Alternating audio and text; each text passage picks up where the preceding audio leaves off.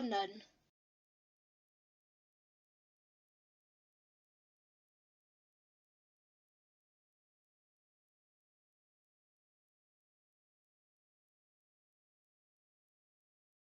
onnen,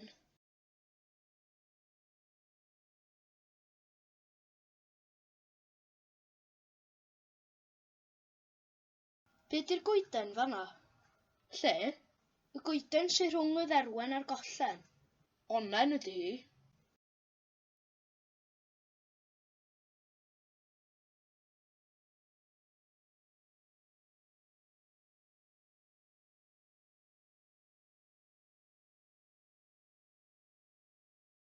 Oes 'na goed onnen o gwmpas?